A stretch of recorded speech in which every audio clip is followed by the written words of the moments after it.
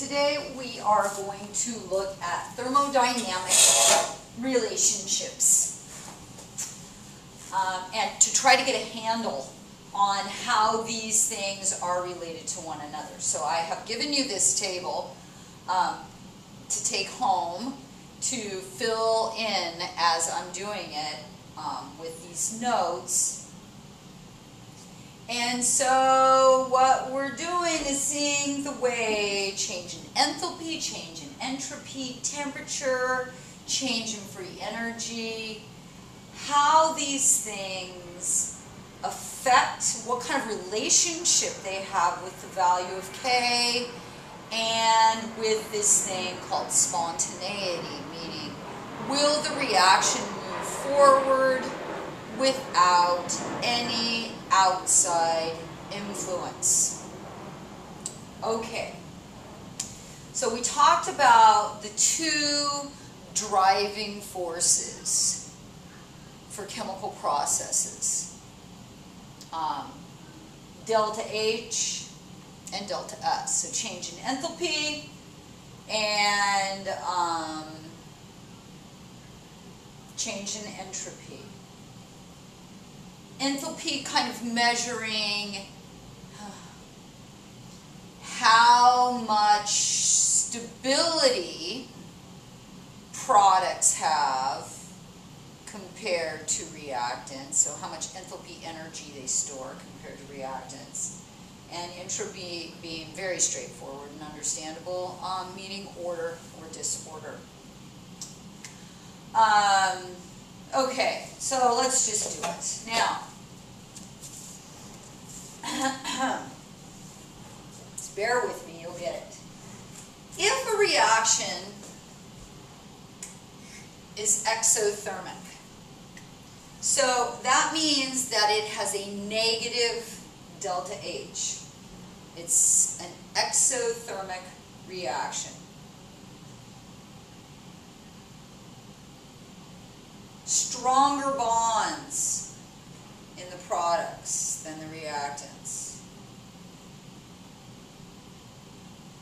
More stability in the products than the reactants. Exothermic. If a reaction is exothermic and the change in entropy is positive, meaning that the products are more disordered than the reactants. So exothermic, meaning that's releasing energy to the environment. Positive entropy, meaning that things are becoming more disordered from reactant to product. If the temperature in which the process is occurring is low, okay, and we're just going to use two words here, low and high. And so we're going to have a little gray area, but you just stick with it. Okay, the delta G is always, the change in free energy is always going to be negative. K is always going to be greater than 1, meaning that the thing will move forward. And it's always going to be spontaneous. I don't want to say always. I want to say yes.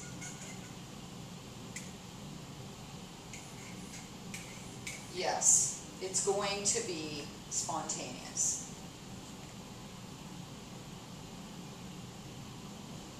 Now, even if, or in the case that it's exothermic, getting more disordered, and the temperature is high. Delta G is going to be negative.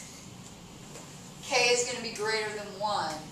And yes, the thing is going to be spontaneous. So this is our win-win situation.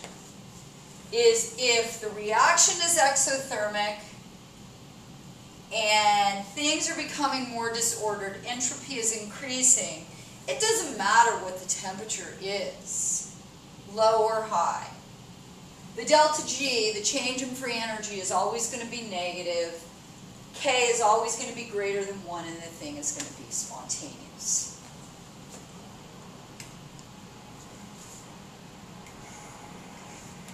All right, now let's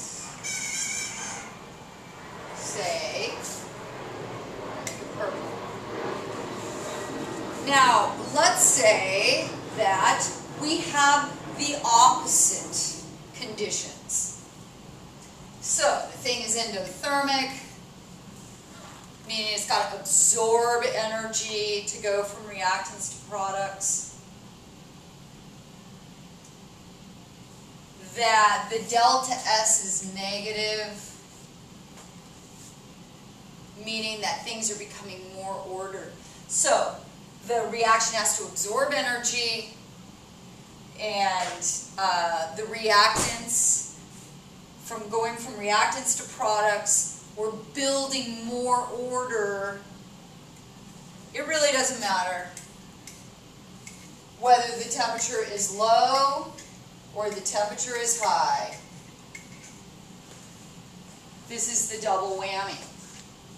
Delta G is always going to be positive. K is always going to be what? Less than 1. And no, it's not going to be spontaneous. All right, so these two situations are temperature independent. Okay, if the thing is exothermic and it's becoming more disordered, it's going to be spontaneous. And K is going to be greater than 1, and the value of delta G will be negative. On the other hand, so it's completely independent of temperature. These are our sure signs of spontaneity. And these are sure signs of no spontaneity. Doesn't matter what the temperature is. If the thing is endothermic and it's getting more ordered, it's not going to be spontaneous ever. And K is going to be less than 1, delta G is going to be positive. Okay. This meaning that there's usable work. This meaning that there isn't. Okay. That you can't get any work. This means you can't get any work from the thing. This you can't get work from. Okay. Now, what about the ones that are temperature dependent?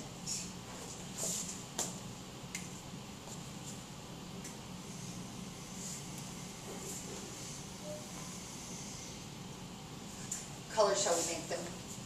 Let's make them turquoise.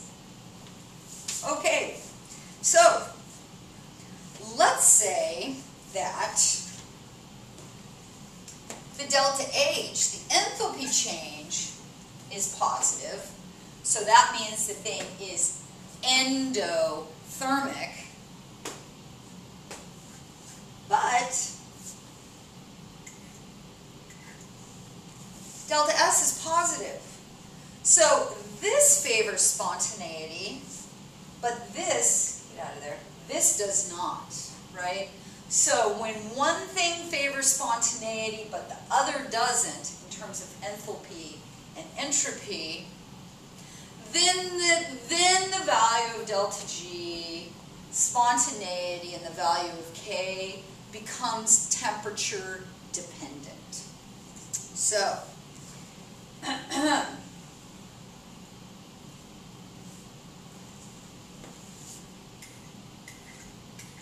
so let's say we've got a low temperature here. Now,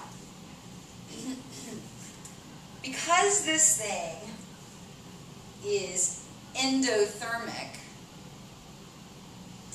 okay, temperature isn't going to be doing any shifting on this thing, and I'm going to be talking about Le Chatelier's shift in temperature here, in shift in temperature in terms of Le Chatelier. Okay, so in this case, you guys, the delta G is going to be positive. K is going to be less than 1, and no, this isn't going to be spontaneous. But what if we're still endothermic, meaning that the forward reaction is endothermic, absorbing energy. And the entropy is increasing, so this favors the proceeding of reactant to product. But instead we begin to raise the temperature. So now all I'm going to do, I've only got 2 gradations for temperature. It's either low or high. At some point, as we begin to increase the temperature of this endothermic reaction, what is it going to do to the equilibrium of that endothermic reaction? As the temperature goes up and up and up, how is that going to shift the equilibrium of that endothermic reaction? It's going to shift it in the forward direction. So at some point in increasing the temperature, the delta G is going to become negative.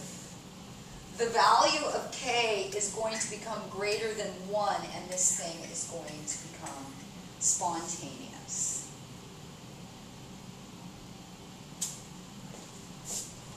Okay, what is our other temperature-dependent scenario?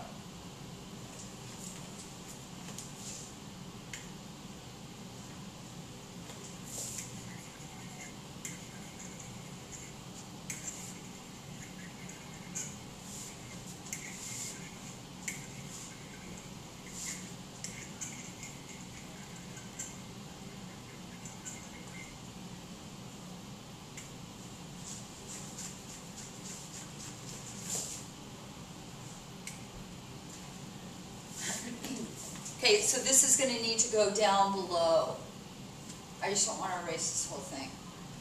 So now, what if we have, instead of positive here, we've got negative, exothermic, woohoo, favors spontaneity, but this is also negative, meaning that it's increasing in order. So exothermic, giving off energy, heat, but becoming more ordered, so a negative delta S. So if the temperature is low, let's think about this.